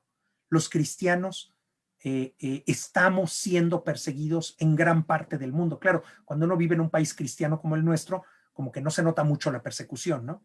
Pero si vas a otros países, verás cómo en ciertos países la persecución puede ser de severa a muy agresiva. Este es un mapa que quería compartir con ustedes. Y decirles entonces, ¿cómo construir un mundo a la altura de la persona humana y su dignidad? ¿Cómo construirlo? Vamos a dar respuestas, porque miren, no se trata ni de desanimarnos, ni de cómo construir un mundo a la altura de la persona humana y su dignidad.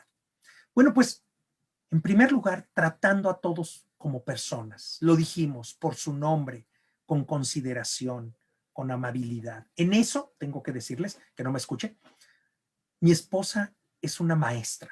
Mi esposa es una maestra. ¿Sí? La verdad es que, por ejemplo, íbamos a un restaurante y es un restaurante que estaba ahí sobre la carretera. Les voy a contar una historia hermosa y una historia triste.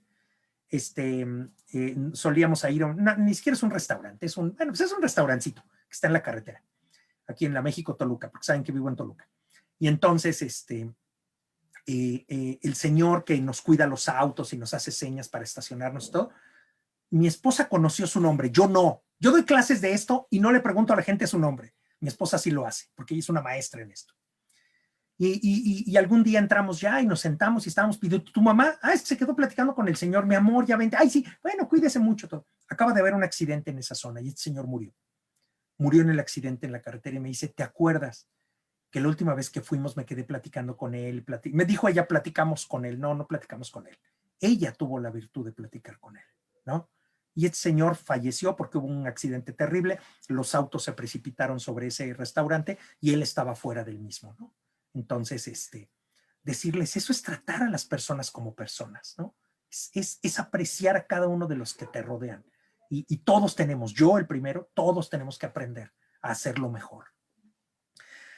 ¿Cómo construimos un mundo a la altura de la persona humana y su dignidad? Pues pagando salarios justos que permitan el desarrollo, el cumplimiento de objetivos. ¿Tú crees que con lo que le pagas a la persona que te ayuda en casa va a salir adelante, va a crecer, va a poder tener vacaciones? ¿De veras lo crees? ¿De veras lo crees? ¿No puedes hacer un pequeño esfuerzo más para crecer? Bueno, es que esa es la pregunta. Es bien fácil decir, no, a mí no me pagan lo suficiente, es que no me ayudan, no me aprecian, Bueno, no, deja de mirarte el ombligo, decía una buena amiga mía, ¿no? Mira hacia afuera, mira hacia los demás. Y por eso hay que vivir con sobriedad, compartiendo con generosidad. Hay que vivir con sobriedad, compartiendo con generosidad. Todo el dinero que recibes no es para que te lo gastes. Hay una antigua frase cristiana, creo que es de San Juan Crisóstomo, que dice: lo que te sobra tiene dueño y debes salir a buscarlo. ¿Cuánta ropa te sobra? Digo, ya sé que en tu corazón no, y en tu corazón egoísta ni una pieza de ropa te sobra, pero hablando en serio, ¿cuánta ropa te sobra? ¿Cuánta ropa tienes que hace 2 años que no te pones? Bueno, lo que te sobra tiene dueño y debes salir a buscarlo. ¿Cuántos relojes tienes? ¿Cuántos? No sé, ¿no? ¿Cuántos de lo que te gusta tienes? ¿Y de cuánto te vas a deshacer para que esa pirámide se empiece a achatar, para que los demás vivan más dignamente? Hay que establecer una lógica del don por encima de la lógica del tener. Hay que establecer una lógica del don por encima de la lógica del tener. Lo importante no es que tengas, lo importante es que te des. Hay que procurar que todo orden impersonal vaya cambiando para encontrarse al servicio de la persona. Los deportes. ¿Creen ustedes que los deportes, los mismos Juegos Olímpicos, están al servicio de la persona? Pues creo que todavía hay mucho que hacer para que los deportes, la ciencia, la investigación, el entretenimiento estén al servicio de la persona. Y les voy a contar un ejemplo. Este señor se llama Charles Finney. Seguramente no lo conoce. Se llama Charles Finney. Y ha sido uno de los hombres más ricos del mundo. Digo, ha sido. Este señor actualmente tiene 89 años y es fundador y dueño de las tiendas Duty Free Shoppers. Cuando ustedes van a un aeropuerto del planeta Tierra, incluido México, y ven tiendas que se llaman Duty Free, eso es una marca. Y él es el dueño de esa marca, nada más ni nada menos. Este señor distribuyó bienes a lo largo del mundo para el gobierno de Estados Unidos y luego se dio cuenta de que podía en los aeropuertos poner tiendas, intercambiar productos internacionales y hacer un negocio pavorosamente enorme. Y lo hizo. Ha donado el 80% de su fortuna a actividades de caridad. 80%, 8 pesos de cada 10 que ha ganado. Bueno, 8 de cada 10 dólares que ha ganado. Se calcula que en total, en su vida, ha donado 8,000 millones de dólares, que puede ser el presupuesto de un pequeño país. Puede ser el presupuesto de un pequeño país. Este señor ha donado 8,000 millones de dólares. Eso quiere decir que su fortuna personal es de 2,000 millones de dólares, pero podría ser de 10,000 millones. 2,000 millones suena a un horror. Ha donado 8,000 millones de dólares, el 80% de su riqueza. Y él está absolutamente convencido, búsquenlo en redes, búsquenlo en internet, Charles Finney, está absolutamente convencido de que la riqueza es inútil si no sirve para ayudar. Es un hombre de un corazón gigantesco. Eso que ven abajo no es su pancita, es el corazón que se le expande. Ay, qué feo soy. Bueno, ya. Seguramente yo también tengo un gran corazón. Bueno, dejémoslo ahí. Voy a terminar esta charla con 4 láminas más. La primera, y hacemos una pregunta. Si la persona al centro, ¿dónde Dios? ¿Dios dónde? Si la persona al centro, ¿Dios dónde? Lo que les quiero decir es que el personalismo, y no podemos tratar todos los temas, pero me encantó que me hicieran esta pregunta cuando estábamos discutiendo la idea original de nuestra presentación. Si la persona al centro, ¿Dios dónde? Bueno, el personalismo es una filosofía de matriz cristiana, porque ya se los decía yo al inicio de la plática, en realidad la dignidad de la persona humana depende de su condición de imagen y semejanza de Dios. Ese es el tema importante. Somos dignos porque somos creados a imagen y semejanza de Dios. Y Emmanuel Mounier era un cristiano sincero. Porque la fe cristiana dice que el ser humano es la creación cumbre de Dios y que en el 6º día, el último día de la creación, creó al ser humano como culmen de todos los seres. Y no creó una cosa más, creó a una persona, creó al hombre, varón y mujer lo creó. Y dice la primera carta de San Juan, y quiero que pongan atención a esto. Dice la primera carta de San Juan, capítulo 4, versículo 20, el que no ama a su hermano, a quien sí ve, no puede amar a Dios, a quien no ve. Déjenme cambiar un poco la traducción. El que no ama a su hermano, a quien sí ve, porque tú sí ves a tu hermano que padece hambre, tú sí ves a tu hermano que sufre, tú sí ves a tu hermano que está agotado, que no tiene para comprar una medicina, eso sí lo ves, a Dios no lo ves. ¿Cómo puedes decir que amas a Dios a quien no ves si no amas a tu hermano a quien sí ves? Eso es personalista. Y por eso los dos grandes mandamientos que aparecen en Deuteronomio 6:5 y en Levítico 19:18 y que nuestro Señor Jesucristo propone como centro de la ley es el amor a Dios y al prójimo. Y eso es el personalismo, créanlo. El personalismo es una manera de decir, hay que amar al prójimo. Y si eres creyente, justo ámalo por amor a Dios. Debo decir que el personalismo, y me voy a permitir una nota a este respecto, el personalismo nace como reacción a los absurdos del existencialismo ateo de Sartre, de Jean-Paul Sartre y Albert Camus. ¿Sí? El personalismo de Sartre y de Camus es un existencialismo ateo que lleva la vida al sinsentido. El personalismo dice, no, tenemos que hacer de la existencia algo que dé sentido. Y por eso los grandes personalistas son cristianos. Los grandes personalistas son cristianos porque quieren elaborar una filosofía desde la cual se pueda promover y respetar a la persona. Sí, a partir de una base cristiana, pero también abierta al mundo y a todas las culturas. Y ahí tenemos al fundador de nuestro Pontificio Instituto, San Juan Pablo II, Karol Wojtyła. Ahí tenemos a Santa Edith Stein. Ahí tenemos a Santa Edith Stein. Tenemos a Emmanuel Mounier, que tiene aquí en las manos su revista Espíritu, una revista maravillosa que quiere promover el personalismo. Y aquí en la universidad le entregamos una medalla al gran personalista de nuestra época, que va a ser estudiado por las próximas décadas y siglos. Se llama Juan Manuel Burgos. Es un español, fundador de la Asociación Española de Personalismo y de la Asociación Iberoamericana de Personalismo. Bueno, para decirles, todos ellos son de matriz cristiana. Y vamos a la última lámina. Si tenemos el privilegio de profesar la fe cristiana, el personalismo es una filosofía que manifiesta y refuerza nuestras convicciones antropológicas y morales. El haber sido creados a la imagen y semejanza de Dios y el hecho de que estamos llamados a amar a nuestro prójimo como a nosotros mismos. Y nuestro fundador, San Juan Pablo II, decía, el olvido de Dios es el olvido del hombre. ¿Saben por qué los abortos, los genocidios? Porque nos hemos olvidado de Dios.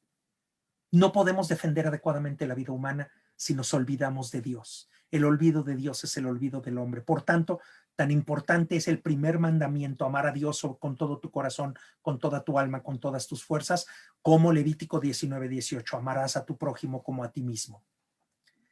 Y la realidad es que, como se los decía hace un momento, las grandes catástrofes de la historia han sido posibles porque se ha excluido a Dios y posteriormente se ha despreciado al hombre.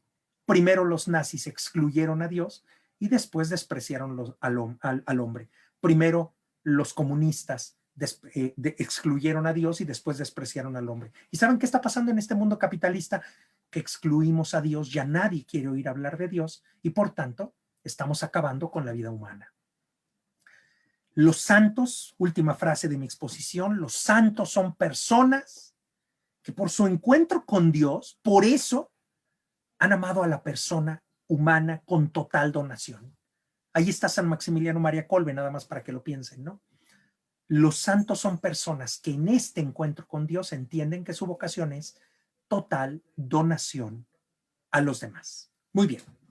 Bueno, pues yo he concluido y les agradezco muchísimo de veras esta oportunidad. Les agradezco muchísimo el favor de su atención y cedo la palabra a mis anfitriones. Muchísimas gracias, maestro. Creo que es muy importante en estos tiempos conocer más sobre esto de la persona al centro, porque pues es lo que estamos llamados a decir y alzar la voz, ¿no? Bueno, abrimos el espacio de preguntas y respuestas. Les recordamos que estamos abiertos a ver sus preguntas en las transmisiones de Facebook. Y bueno, la primera es de Nancy Cano y dice, si la dignidad humana es inextirpable, ¿por qué a veces se dice que no somos dignos del amor de Dios? Ok. Una cosa es que la palabra dignidad, qué bonita pregunta, Nancy, muchas gracias, porque la palabra dignidad tiene distintas acepciones y tendríamos que ser cuidadosos porque de repente desgastamos las palabras de una manera irresponsable. Deberíamos reservar la palabra dignidad para hablar de el valor infinito de la persona humana. Cuando decimos que no somos dignos de Dios, en realidad estamos hablando de que no nos merecemos aquello que Dios nos da, empezando por su amor. Y eso es completamente cierto, Nancy y todos. Eso es completamente cierto. No somos dignos porque, de hecho, el amor de Dios y todo lo que Dios nos da es una gracia. Y la palabra gracia proviene de gratuito. ¿Quién ha hecho algo para merecer que Jesucristo vaya a la cruz por él? No, no hicimos nada para merecerlo. Y sin embargo, Jesús gratuitamente sube a la cruz y padece en la cruz, muere y resucita por nosotros, por amor a nosotros. Entonces, decir que no somos dignos de algo, que no somos dignos de Dios, lo único que quiere decir es que no podemos hacer nada para merecer la abundancia y la riqueza que Él nos comparte gratuitamente, solo porque nos ama. Entonces, eso es muy importante. Pero en ese caso no quiere decir no soy digno, es decir, no tengo dignidad, no tengo valor. No, no quiere decir eso. Date cuenta de que una cosa es ese tipo de dignidad, o sea, la dignidad de la persona que siempre está presente, y otra cosa es decir, no merezco lo que Dios me da. No, nunca lo vas a merecer, no te preocupes, nunca lo vas a merecer, jamás. Y por eso tienes que vivir agradecido y enamorado de Dios. Y un último detalle. Hablando de la dignidad de la persona, ¿saben qué es lo que principalmente nos da dignidad? Déjenme decirlo de esta manera, la mirada amorosa de Dios. Que Dios te mire con amor, eso es lo que te da valor. O sea, no es un valor que tú te das, ni un valor que toda la humanidad te da. No, en realidad la primera fuente del valor de la persona es el amor de Dios. Porque tú eres amado por Dios, por eso vales infinitamente, porque tú eres un proyecto único y amadísimo de Dios. Esa es la dignidad en cuanto a valor general infinito de la persona. Muy bonita pregunta, Nancy, gracias. Muchas gracias, maestro Carlos. Ahora tenemos otra pregunta. Dice, ¿y los niños maltratados, qué pasa con su dignidad y cómo la recuperan? Pues es difícil e incluso se vuelve una lucha. En la edad adulta se dice que es su culpa ya que lo permiten, sin entender todo el fondo. Gracias, gracias, gracias. A ver, vamos a ir paso a paso con esta pregunta. Un niño es un ser por definición indefenso y no tiene categorías y no tiene, digamos, no tiene las herramientas como para defenderse de los demás. Es como, por ahí contaban la historia de, creo que es la de Nick Vujicic, quien saben que nació sin miembros, sin brazos y sin piernas, pero él pensaba, dice, de chiquito yo pensaba que algún día me iban a crecer, ¿no? Como veía que todos tenían brazos y piernas, dice, pues quién sabe a qué edad crecerán, ¿no? Poco a poco, siendo un bebé, con esta dificultad importante, empezó a entender que en realidad era su condición, no era algo temporal. Un niño violentado es un niño que se va a tardar tiempo en darse cuenta de que es violentado. Se va a tardar, esa es la realidad. No va a ser sencillo que se dé cuenta. Y su dignidad está. Lo que no está es su autoestima. Es muy importante. Lo que no está es su autoestima. Es indigno cómo se ha tratado a ese niño. Y eso ha tenido impacto en su desarrollo físico y psicológico. Y principalmente va a sufrir su autoestima. Y entonces puede ser una persona que en un momento determinado tenga dificultades en la relación con los demás, tenga dificultades en establecer una relación sana con el sexo opuesto, etc. ¿Qué es lo que hay que hacer? Lo que hay que hacer es asumir, una vez que uno se ha dado cuenta que ha pasado por eventos, digamos, difíciles en la vida, por decirlo de algún modo, cuando uno se ha dado cuenta de que ha pasado por eventos difíciles en la vida, hay que pedir ayuda. No hay que tener temor a pedir ayuda. Ir con un buen psiquiatra, buscar una terapia. Si no es necesario acudir a un profesional de esta naturaleza, pedir consejo, ¿no? Y creo que lo más importante es ir reconstituyendo esa intimidad en el corazón en donde yo me sé amado. Dice el Papa Francisco que la gran tragedia del ser humano hoy día, más allá de que hayan sido niños violentados o no, la gran tragedia del ser humano hoy día es que no se permite reconocer que es amado. No, es que yo no le importo a nadie le importo, nadie me quiere. Oye, y digo, a ver, no se le dice así a la gente, ¿verdad? Pero ¿no sabes que hay un Dios en el cielo que te creó y que te ama?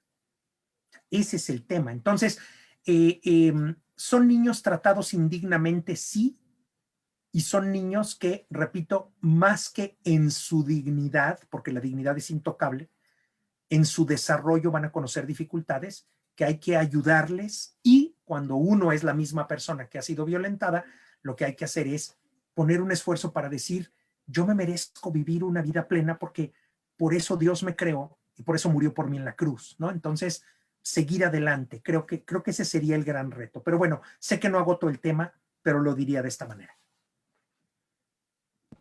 Muchas gracias. Y acá tenemos otra pregunta. Ante las heridas que tenemos como personas, ¿cómo vencer el egoísmo? Gracias, Fer.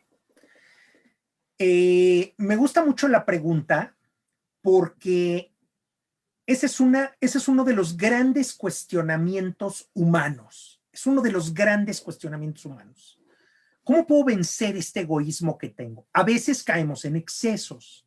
Hace muchos años, una alumnita muy admirable, dedicada a cuestiones de acción social y todo, me dijo, profesor, ¿puedo hablar con usted? Sí, claro que sí, con mucho gusto. Y me dijo, profesor, me fui a cortar el cabello este fin de semana y me sentí culpable porque me siento egoísta. Me han dicho que yo tengo que entregarme siempre. E irme a cortar el cabello me hizo sentir culpable. Entonces le dije, no, aquí algo anda mal, siéntate, tenemos que platicar. Porque tienes que cuidarte a ti misma, tienes que ser muy responsable de tu salud, tienes que hacer un plan de vida, un proyecto de vida, y en ese proyecto de vida entregarte a los demás. Tenemos que vencer el egoísmo sin caer en extremos, ¿no? Ahora toda mi vida es donación y cualquier cosa que haga yo, hasta bañarme, es un acto de egoísmo. No, bañarse es una amabilidad para con los demás, sobre todo cuando volvamos a la convivencia, por supuesto. Pero bueno, y perfumarnos y esas cosas. Pero lo que les quiero decir es cómo vencer el egoísmo. Mira, hay un gran maestro de lo que se llama la reforma de vida, y se los voy a decir claramente, ¿eh? Hay un gran maestro de lo que se llama la reforma de vida. Cuando yo me doy cuenta de que he tomado malas decisiones en mi vida, y miren, de por sí mi naturaleza, ya lo dije, ¿no? De por sí mi naturaleza tiende al mal. De por sí mi naturaleza tiende ligeramente al mal. Pero ¿qué pasa cuando yo me esfuerzo por entregarme al mal? Pues que la balanza se va inclinando. Y de repente yo digo, ya no puedo con este mal. Este mal pesa demasiado en mi vida. Decía un hombre dando un testimonio, decía, yo era adicto a la cocaína y a la pornografía. Me tardé 3 años en limpiarme de la cocaína y 7 años en abandonar la pornografía. Escuchen eso. No se expongan a aquello que después no van a poder controlar. No lo van a poder controlar. Va a ser un peso que los va a hundir en la vida. ¿Qué puedo hacer si yo descubro que ya estoy metido en estas dinámicas, que ya no solo son dinámicas de egoísmo, sino dinámicas de verdadera esclavitud? Ese es el problema del pecado que nos lleva a la esclavitud. Bueno, pues lo que tenemos que decir es que el gran maestro de la reforma de vida es San Ignacio de Loyola. Y lo que les recomiendo es algún día de su vida, anímense a hacer ejercicios espirituales. Los ejercicios espirituales no son un retiro, son un esfuerzo verdaderamente por reformar la propia vida. Y San Ignacio de Loyola descubre algo verdaderamente fundamental y se llama el defecto dominante. ¿Quieres acabar con el egoísmo en tu vida? Dime cuál es tu defecto dominante. ¿No lo sabes? No te conoces lo suficiente. Tienes que conocer tu defecto dominante. Y si dedicas 1 año de tu vida, 2 años de tu vida, 3 años de tu vida a luchar contra tu defecto dominante, vas a ver cómo la gente va a notar, hasta los demás van a notar que eres una mejor persona. Y si tú puedes hacer una lista de tus 3 defectos dominantes y dedicas 3 años al primero y 3 años al segundo y 3 años al tercero, en muy poco tiempo vas a ser una persona nueva, porque te conoces y luchas contra tus tendencias. Entonces, mi respuesta es, le tienes que dar nombre a la forma particular de egoísmo que hay en tu vida, que se puede llamar ira, se puede llamar soberbia, se puede llamar pereza. ¿Cómo se llama? ¿Cuál es tu defecto dominante? Hagan ejercicios espirituales un día de su vida. El Instituto del Verbo Encarnado, una congregación religiosa que se llama el Instituto del Verbo Encarnado, tiene ejercicios espirituales incluso en línea. no son idóneos, pero es lo mejor que tenemos hoy día. Entonces, bueno, pues nada más, mera recomendación, pero va por allí, por conocer el defecto. Gracias por la pregunta. Muchas gracias, maestro. Otra pregunta que nos llega en el chat es, ¿cómo podemos tener siempre claro el valor de la persona? ¿Cómo hacer para no olvidarlo y que nuestro trato hacia el otro sea siempre el que merece? Ah, qué buena pregunta. Y lo bueno de las buenas preguntas es que las respuestas son difíciles. A ver, aquí va. ¿Cómo recordarlo siempre? Pues miren, es un poco como recordar que Dios me mira, ¿no? Que Dios está en todas partes y me mira siempre y me acompaña siempre. Es decir, es fácil que se me olvide, es fácil que trate a otra persona por su posición, que trate a otra persona por su vestimenta, que trate a otra persona por si está limpia o sucia. Es fácil. ¿Qué tengo que hacer? Pues miren, eso se llama, es algo así como vigilancia, ¿no? Es como un hábito. Hay que estar vigilante de ser amable, de preguntar a los demás, de conocerlos, de intercambiar un saludo, insisto. Al final es un hábito, y un hábito es algo que se repite constantemente. No nos va a salir bien a la primera, no nos va a salir bien a la primera, ni a la segunda ni a la tercera. Es un hábito y por tanto lo que tenemos que hacer es estar allí disponibles, ¿no? Probablemente a la persona que nos ayuda en casa, pues yo no le doy los buenos días, las buenas tardes, cuando se va no le digo que le vaya bien, ¿no? Y entonces un día lo hago, pero cuando lo hago va a sorprender. Que llegue esta persona a casa y entre y yo le diga, ay, buenos días, ¿cómo le ha ido? Me va a voltear así un poco turbada esta persona y va a decir, ¿qué se le ofrece? ¿O qué me quiere ordenar? ¿O qué? ¿No? Porque no va a entender que es un mero gesto de gratuidad. Bueno, ¿qué tenemos que hacer? Insistir, estar allí. Cuando conduzco el automóvil, pues a mí se me olvida que todos los demás son personas, debo confesarlo, ¿no? Es una confesión pública. Entonces, pues, ¿qué tengo que hacer? Subirme al auto y decir, a ver, me voy a encontrar con muchas personas que no se van a comportar humanamente. Y yo también durante mucho tiempo no me he comportado humanamente detrás del volante. ¿Qué debemos hacer? Pues lo que debemos hacer es comportarnos humanamente, decidirnos a hacerlo y tenernos paciencia. En respuesta a esta última pregunta, yo diría, la persona con la que más debemos tener paciencia es con nosotros mismos. Es un poquito como ponerse a dieta, ¿no? Te pones a dieta y bajas un poco de peso y luego subes de peso y luego te vuelves a poner a dieta y bajas algo de peso, pero entonces ya llegó el helado y entonces ya subiste de peso. Ten paciencia, no pierdas la esperanza, o sea, vas a alcanzar tu peso, pero como me decía, ahora sí que citando a mi nutrióloga, no es un proceso lineal, ¿no? No es de, yo estoy en este peso y voy a llegar a este peso. Yo estoy en este punto de egoísmo y voy a llegar a este punto de virtud. A ver, cuidado, es más ya saben, un caer, y si son católicos, arrodíllense con el sacerdote, confiesen sus pecados, pídanle a Dios la gracia, porque la gracia de Dios es mucho más poderosa que nuestra voluntad. Entonces tengan la certeza de ello. Podemos tratar a los demás como personas mucho mejor cuando nos acompaña la gracia de Dios y humildemente se lo pedimos al Señor. Esa sería mi respuesta. Muchas gracias. Aquí tenemos otra pregunta. Con toda la filosofía del amor propio que hay, ¿cuál sería la propuesta personalista para cuidar de mí y de los demás? Dijiste al final, para cuidar de mí y de los demás, ¿verdad, Fer? Sí. Perfecto. Y tú tienes que cuidarte a ti mismo como un ser precioso y único que Dios ha creado. Tienes que ser tan objetivo como para decir, no todo está bien en mí, porque no. Tú, como todos los seres humanos, tenemos una ligera inclinación al mal. Y si tenemos una ligera inclinación al mal, tenemos algo de egoístas, algo de huraños, algo de difíciles, ¿no? Todos lo tenemos, todos. Entonces, lo primero que tienes que hacer es decir, soy una criatura preciosa de Dios. Dios me ha mirado con tal amor que me ha creado, me ha dado el ser. Y eso es muy hermoso. Segundo, no soy perfecto. No soy perfecto. Entonces, me tengo que tener paciencia y debo de ser muy consciente de mis limitaciones. Otra vez, ¿cuál es mi defecto dominante? Tengo que cuidarme a mí mismo y amarme, sí, con mis limitaciones e imperfecciones. Y cuando no creo tener limitaciones e imperfecciones es porque no me conozco lo suficiente. Por eso decía Santa Teresa que en la verdad está la humildad. Algo así como, quien anda en la verdad, anda en la humildad. Y al revés, quien anda en la humildad, anda en la verdad. Porque miren, para ser humilde no hay que poner así carita de, ay, no me digas eso, no me digas eso, ay, qué bar. Eso no es humildad. Humildad es la absoluta certeza de decir, yo valgo infinitamente a los ojos de Dios, pero soy una cosa muy pequeña e imperfecta. Y aunque me digan, no, wow, es que tú eres lo máximo. A ver, no soy lo máximo, no. Digo, ya lo sé, o sea, no lo soy, de verdad. No es que no te crea, o sea, es que ya lo sé que no lo soy. Ni siquiera es humildad, es pura objetividad. Entonces, cuando te conoces a ti mismo, puedes ser una persona serena y no dependes de las opiniones ajenas y no dependes, no, sabes que eres amado por Dios y sabes que eres una cosa pequeñita en el universo y sin embargo tan amado de Dios que vales infinitamente. Qué paradoja, ¿no? Pero qué cosa tan hermosa. Esto sobre el amor propio.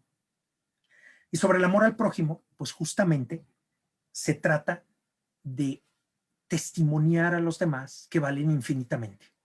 Testimoniar a los demás que valen infinitamente. Y entonces, sobre todo los que sean despreciados por todos, sobre todo ellos, por eso dice el Papa Francisco que hay que salir ante aquellos que son los descartados de la sociedad, sobre todo con ellos, tomarnos el tiempo. Un gran amigo me dio una gran lección. Hace ratito les conté de mi esposa, pues ahora les voy a contar de un amigo. Un gran amigo me dio una gran lección. Me dijo, ¿sabes que la señora Ángeles se quemó su pie? Y yo volteé. Estábamos en la oficina y le digo, ¿quién? La señora Ángeles se quemó su pie. ¿Quién es la señora Ángeles? Me miró duramente y me dijo, la persona que todos los días limpia tu oficina. Miren, yo la saludaba, le sacaba plática, nunca le pregunté su nombre. Yo mismo que doy clases de esto, tengo todavía que aprender mucho. Todos tenemos mucho que aprender. Entonces me gusta mucho la pregunta por eso. Otra vez, porque se tienen que tener paciencia y tenemos que ir aprendiendo a ser más generosos. En cambio, mi amigo no solo sabía su nombre, sino que la vio cojeando ese día, se fijó. Señor Ángeles, ¿qué le pasa? Ay, es que en mi casa herví una olla de agua y se me cayó en la pierna, no, se me resbaló y me quemé, y pues ahí me puse una pomadita y todo. Mi amigo me dio un ejemplo de ese amor y ese cuidado personalista. ¿Se dan cuenta? Entonces, no seamos ingenuos, por favor, no seamos ingenuos. No estamos hablando de aceptar todas las barbaridades que hagan los demás. No estamos hablando de eso. Pero sí estamos hablando de tener la mejor disposición y la mejor actitud para respetar y promover a las personas con las que convivimos todos los días. Ojalá estas ideas te ayuden. Muchas gracias. Pues afortunadamente tenemos que llegar al fin de esta cuestión de preguntas y solamente una para terminar. Nos están pidiendo recomendación de bibliografía para dos temas, tanto para formarnos en defensa de la vida como para profundizar más en los temas de personalismo. Algo que nos pueda recomendar y pues también hacer extensiva la invitación. Ya saben que el instituto tiene las puertas abiertas para si quieren acercarse con más dudas, pero creo que podemos concluir con estas.